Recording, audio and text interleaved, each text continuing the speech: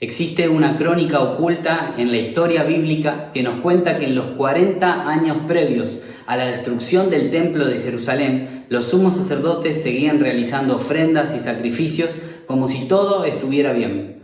El problema es que detrás del velo, dentro del lugar santísimo, era solo un salón vacío y la presencia de Dios se había mudado de ese lugar hace 40 años. Hoy vas a descubrir el secreto de Caifás, que es una gran advertencia aún para nuestros días y para nuestras vidas. Soy Nicolás Garbarini y esto es la Ruta del Avivamiento, día número 10, el día final. ¿Qué descubrió Caifás detrás del velo? El peligro de la religión vacía.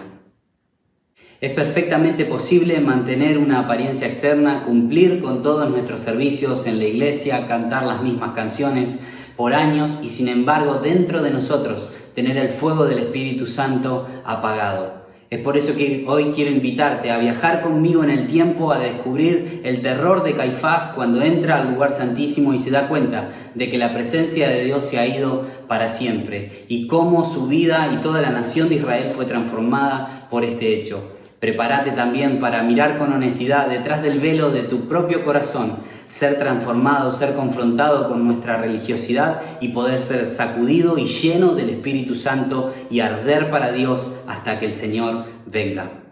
Dios te bendiga, muy bienvenidos a este día número 10, aquí de la Ruta del Avivamiento. Estamos muy felices, agradecidos con Dios por todos estos días, por todo este tiempo que hemos podido compartir juntos, y creo que este gran cierre va a ser de alguna forma un broche de oro donde le podemos pedir al Espíritu Santo que encienda nuestra vida de una manera especial en este tiempo y trastorne nuestra vida para la gloria de Dios. Quiero justamente, como te estaba hablando en el principio, hablarte de esta historia de un personaje bíblico muy conocido pero no muy predicado, llamado Caifás. Caifás era el sumo sacerdote de la religión judía en la época que Jesús desarrolló su ministerio público en la tierra, y cuando Jesús fue crucificado, de hecho fue Caifás y era Caifás el sumo sacerdote. Quiero leerte la escritura para que podamos juntos compartir lo que dice la Biblia. Mirá lo que dice San Juan 18:13, cuando lo llevan a Jesús, lo arrestan en el huerto de los olivos, en el Getsemaní. Juan 18:13 dice: y lo llevaron primeramente a Anás, porque era suegro de Caifás, que era el sumo sacerdote aquel año. Y si uno sigue leyendo los versículos del mismo capítulo, en el versículo 28 dice: y luego llevaron a Jesús a la casa de desde la casa de Caifás al pretorio. Era de mañana y ellos no entraron en el pretorio para no contaminarse y así poder comer la Pascua.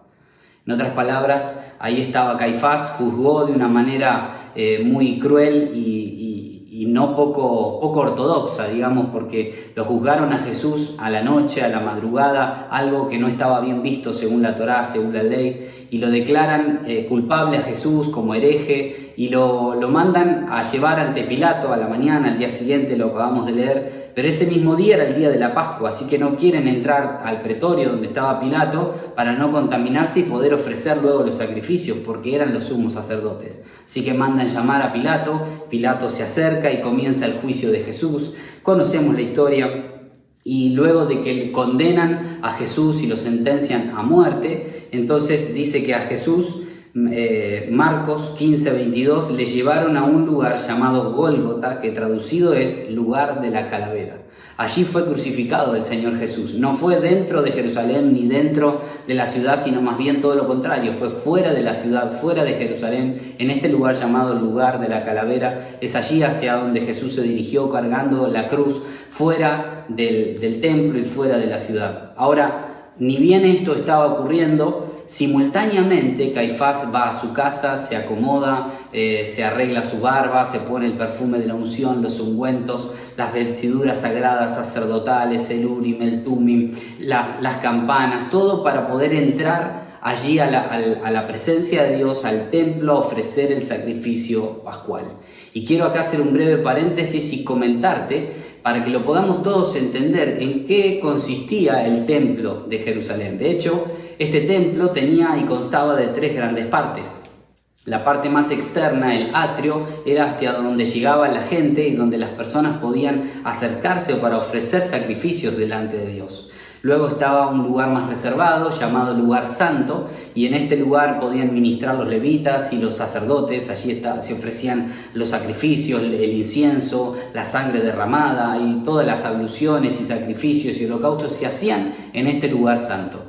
Ahora bien, había un lugar aún más exclusivo que era llamado el lugar santísimo. En este lugar santísimo solamente podía entrar el sumo sacerdote, y únicamente una vez por año podía entrar en ese lugar. Y nos cuenta la Escritura que de hecho en ese lugar residía la Shekinah o Shekinah. Era la nube manifiesta de la gloria de Dios, era la presencia visible, tangible en ese lugar, que era como una especie de bruma, de densa niebla que recorría y cubría todo ese sitio, junto con el incienso que se echaba y con las oraciones y los sacrificios. En este lugar era de alguna forma donde residía Dios desde la época de Moisés, pasando por David, Salomón, los profetas, y bueno, hasta ese momento la presencia de Dios estaba en ese lugar, el lugar santísimo del templo de Jerusalén. Y la Biblia nos cuenta de hecho que si algún sumo sacerdote entraba con alguna imperfección a ese lugar, podía caer fulminado, muerto en la presencia de Dios.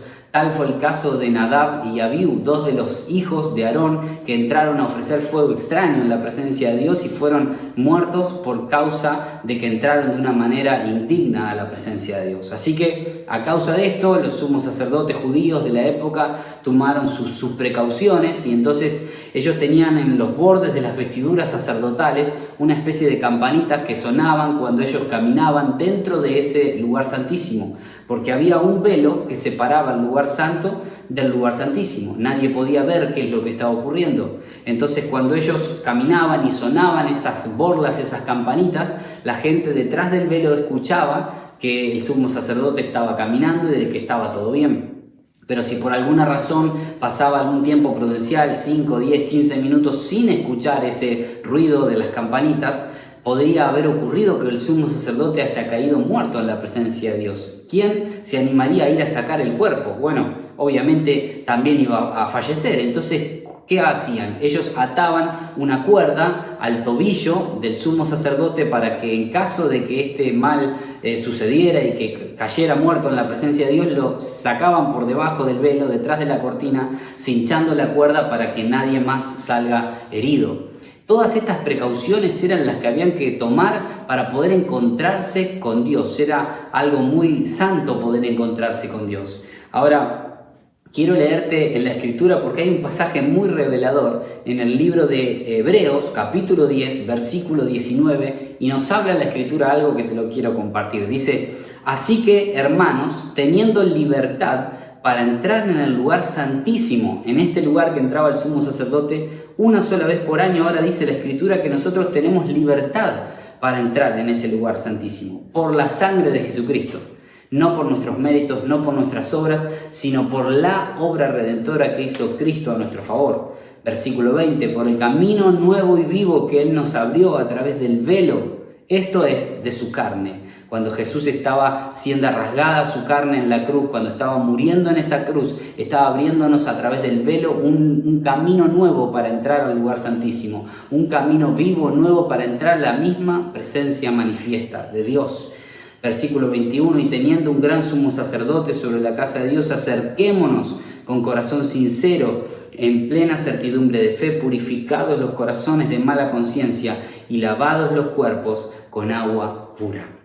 Qué tremendo es este pasaje, porque nos habla y nos revela que nosotros podemos acercarnos a Dios, a ese lugar santísimo, la misma presencia de Dios que antes estaba restringido el acceso para una sola persona, el sumo sacerdote, y únicamente una vez por año. Ahora todos nosotros tenemos libertad para entrar allí, gracias al sacrificio de Cristo.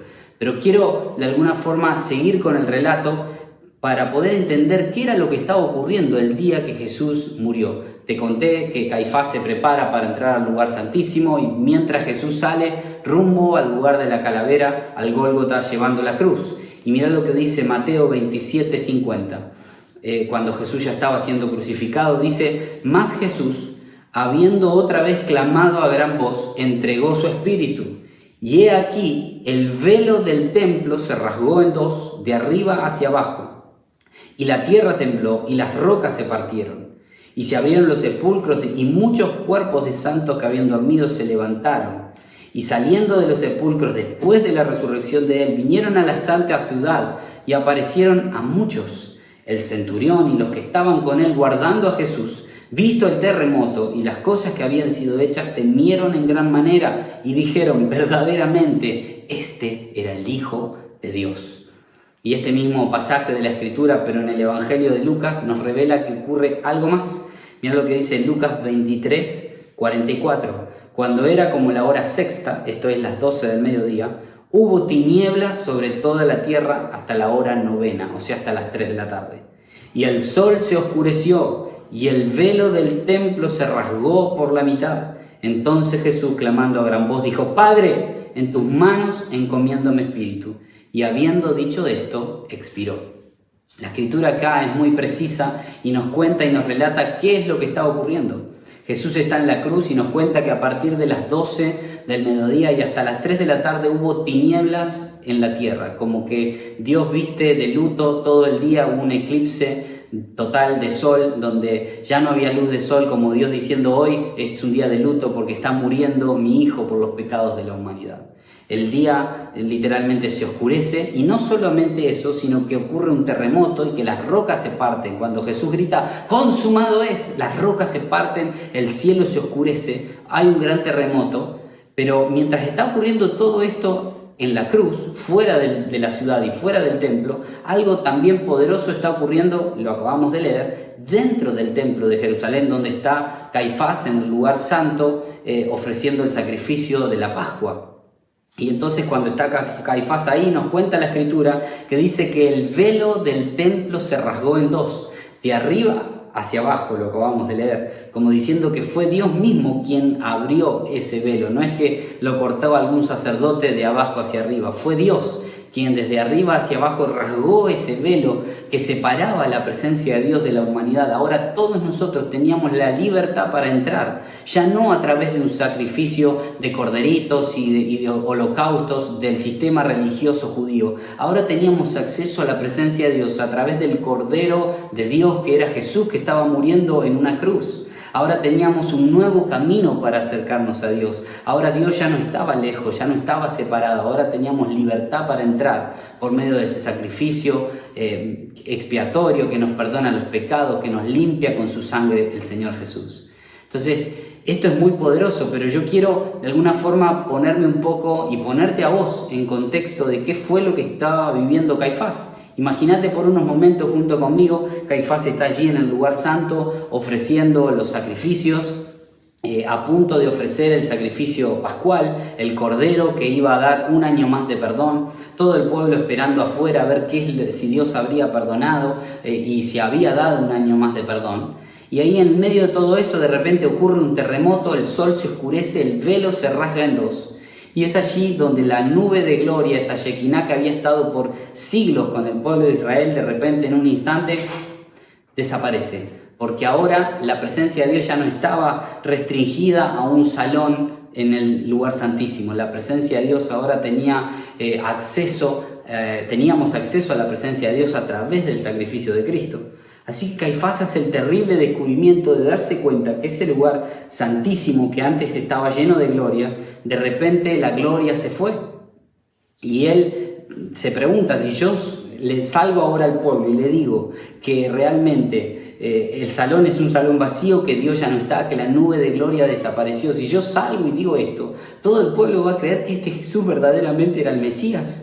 Y cuando crean en él, Roma nos va a atacar y va a destruir todo el templo y la ciudad de Jerusalén. Y además nosotros vamos a ser culpables de matar al Hijo de Dios. Así que Caifás está preocupado, no sabe qué hacer. Está allí dentro de este lugar santo diciendo: ¿y ahora qué hago? Yo no quiero pasar a la historia siendo el sumo sacerdote que mandó a matar al Hijo de Dios y que le salió a decir: bueno, Dios se fue de la ciudad y no sé dónde está. Así que creo que el enemigo, Satanás, se le acerca, claro, no vestido de rojo, con un tridente y unos cuernitos, no, sino que se le acerca con la propia voz de Caifás, de modo muy convincente, y le dice: Caifás, Caifás, ¿es verdad que este salón es solo un salón vacío, Caifás?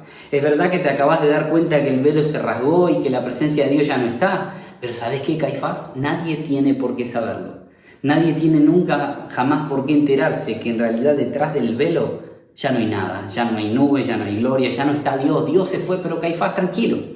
Nadie lo sabe, nadie lo vio, nadie ha estado acá, solo vos. Así que, ¿sabes qué, Caifás? No digas nada, no tenés que confesarlo, no tenés que decirlo. Así que Caifás se seca las lágrimas, aclara su garganta, sale por detrás del lugar santo a todo el pueblo que estaba esperando, afuera del templo, a ver qué era lo que había ocurrido. Y Caifás le dice con su mejor sonrisa hipócrita y le dice: todo bien, 1 año más de perdón. El pueblo canta, vitora, celebra: poderoso de Israel. Cantan, alaban, adoran. Pero claro, Caifás sabe que detrás del velo en realidad ya no hay nada. Si bien al pueblo le dice una cosa, Caifás bien sabe que detrás del velo es solo un salón vacío. Esto aproximadamente ocurrió en el año 30 después de Cristo, cuando el Señor Jesús muere. Y déjame decirte algo: el fuego nunca más descendería en el templo de Jerusalén. Ahora el fuego de Dios descendería 50 días después en un aposento alto sobre hombres y mujeres de Dios llenos de la presencia del Espíritu Santo. Pero déjame decirte esto: si bien Caifás se había dado cuenta de todo esto, él decidió no decirlo, él decidió ocultar la verdad. Y esto, déjame decirte esto, es el peligro más grave que nosotros podemos tener como cristianos, el peligro de la religiosidad. Porque déjame decirte que aunque toda la religión judía giraba en torno al templo, la religión tenía todo que ver con la presencia de Dios que estaba allí. Ahora la presencia de Dios se había ido, pero sin embargo la religión se las arregló para continuar durante 40 largos años. Y entonces Dios se había ido, Dios ya no estaba, pero las canciones continuaban. Dios se había ido, pero las ofrendas y los sacrificios continuaban. Dios se había ido y las predicaciones en las sinagogas continuaban. De hecho, toda la religión judía se las arregló para continuar como si nunca nada jamás hubiese pasado. Pero sumo sacerdote Caifás sabía que en realidad detrás del velo Dios ya no estaba y que algo terrible había acontecido. La Biblia nos relata, de hecho, que durante 40 años, desde el año 30, cuando Jesús muere en la cruz, hasta el año 70, cuando el emperador romano Tito destruye todo Jerusalén, durante esos 40 años pasaron 12 sumos sacerdotes por ese lugar, entrando uno cada año y se iban turnando. 12 sumos sacerdotes durante un periodo de 40 años entraron detrás del velo e hicieron el descubrimiento de que era solo un salón vacío, de que ya no había nada, que no había nube, que no había gloria, que no había nada. ¿Y saben qué? Todos decidieron lo mismo: mejor ocultarlo, mejor que el pueblo no lo sepa. Así que decidieron ocultar esta información y seguir como si nada hubiese pasado. Llega el año 70 cuando Tito sitia la ciudad de Jerusalén, emperador romano, y entonces destruye Jerusalén, arrasa las murallas de Jerusalén. Hasta el día de hoy lo único que queda de este sitio y de esta destrucción es un lugar llamado el Muro de los Lamentos en Jerusalén. Si vamos hasta el día de hoy, es lo único que queda en pie de esta destrucción. Arrasa las murallas Tito, luego pasa por el atrio, por el lugar santo, por el lugar santísimo, y ¿saben qué dice? Está registrado en los libros de historia. Tito dice: es solo un salón vacío. Esto de que la nube de gloria vive en este lugar, de que los ángeles, de que la Shekinah, es todo mito, no es nada verdad. No, sí era verdad, solamente que hacía 40 años atrás Jesús había muerto en la cruz y la gloria de Dios se había ido, porque se había abierto un nuevo camino, un nuevo acceso a Dios. Ya no era a través del rito judío, ahora era a través de la sangre de Cristo Jesús. Y el fuego del Espíritu Santo ya no ardía en el templo de Jerusalén, ardía en los discípulos, que éramos los templos andantes y caminantes de Dios en esta tierra, llenos de la Shekinah, del fuego del Espíritu Santo de Dios dentro nuestro. Y ya para esa altura, para el año 70, el apóstol Pablo ya había predicado prácticamente en todo el mundo conocido, ya habían hecho milagros, liberado endemoniados, predicado por todos lugares y habían sacudido el mundo entero para Cristo. Pero claro, los judíos no lo sabían. 40 años se la pasaron engañados por esta mentira de Caifás, por de alguna forma, impostor, porque lo que estaba haciendo era ocultar la verdad. Y déjame decirte algo, esto es una gran advertencia para nosotros aún el día de hoy, porque la religión humana y la hipocresía del corazón del hombre siempre se ocupa de hacer la misma historia, de ocultar la verdad y que en realidad seguir con las apariencias externas, seguir en el servicio, seguir con las canciones, seguir como si todo estuviera bien, pero en realidad detrás del velo de nuestro corazón Sabemos que quizás somos solo un salón vacío. Te quiero preguntar en este último día, ¿cómo está tu corazón detrás del velo? ¿El fuego sigue ardiendo? Yo sé que alguna vez ardió el fuego, sí, claro que sí, si no, no me estarías escuchando. La pregunta no es si alguna vez ardió el fuego, la pregunta que tengo para vos es, ¿sigue ardiendo el fuego en tu corazón hoy? Porque si la respuesta es sí, entonces quiero decirte que tiene que arder más y más y más. Pero si la respuesta es no, simplemente soy el eco de lo que alguna vez fue la voz de Dios. En un momento, Nicolás, ardió el fuego del Espíritu, pero hoy estoy como en una bicicleta fija espiritual, que transpiro, me canso, hago ejercicio, pero en realidad no llego a ningún lado. Así que quiero animarte a que en este último día puedas tomarte el tiempo para realmente orar, para buscar la presencia de Dios y que el Espíritu Santo nos llene, nos sature de su gloria. Así que te quiero invitar y decirle, Espíritu Santo, en este último día, Señor, lléname de tu fuego, lléname de tu presencia y úsame para tu gloria. En el nombre de Jesús. Espíritu Santo, gracias porque tú estás en este lugar, Señor, desde el primer momento que comenzamos a hablar en este camino y tú eres el más interesado en llenarnos. Yo te pido que nos toques ahora y nos llenes con tu gracia, con tu poder, con tu unción. Derrama tu Espíritu, Señor, sobre cada uno de nosotros. Tu gloria sea derramada, Señor, en nuestras vidas, en nuestras familias. Úsanos para tu gloria, Señor, y que siempre en nuestro interior arda el fuego de tu Espíritu, Señor, y que no decidamos por la religión o por la hipocresía, por pretender y por disimular cosas que en realidad no tenemos. Señor, con corazón sincero nos acercamos delante de ti y te pedimos tu ayuda y tu bendición. Señor, enciéndenos con tu fuego, abrimos de par en par las puertas de nuestro corazón y te damos la bienvenida. Espíritu Santo, sopla, Espíritu Santo, irrumpe, Espíritu Santo, llénanos y séllanos y márcanos con el fuego de tu presencia. Señor, para que podamos ser saturados y completamente transformados para la gloria de Dios. Padre, los bendigo, Señor, cada uno de los que nos está viendo y que ha hecho este camino junto conmigo, los bendigo en el nombre de Jesús y te pido que tu gracia, tu poder, tu unción los toque, Señor, y los llene. Señor, en este Pentecostés seamos renovados por tu Espíritu Santo y podamos ser testigos útiles para tu reino. Señor, los bendigo en el nombre de Cristo Jesús. Amén, amén y amén.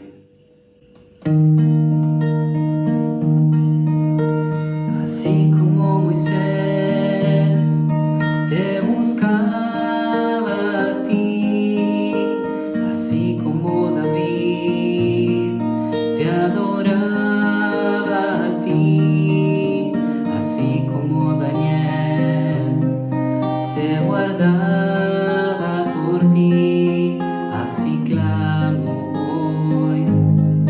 Otra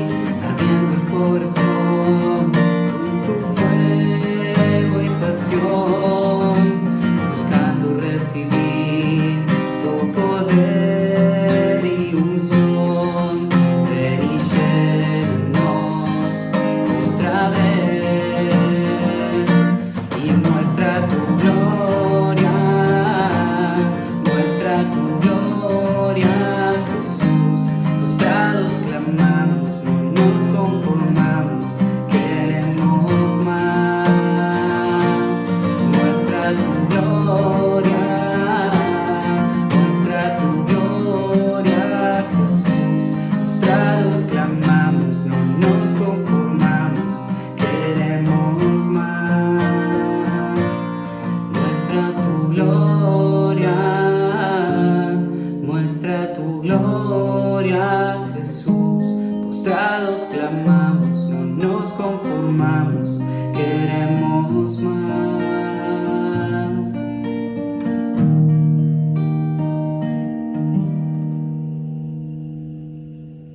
Si te gustó este video, no te olvides de darle me gusta, dejanos allí tu comentario, qué fue lo que más te gustó, desde dónde nos estás viendo, suscríbete a este canal y nos vemos en la próxima. Que el Señor Jesús te bendiga grandemente.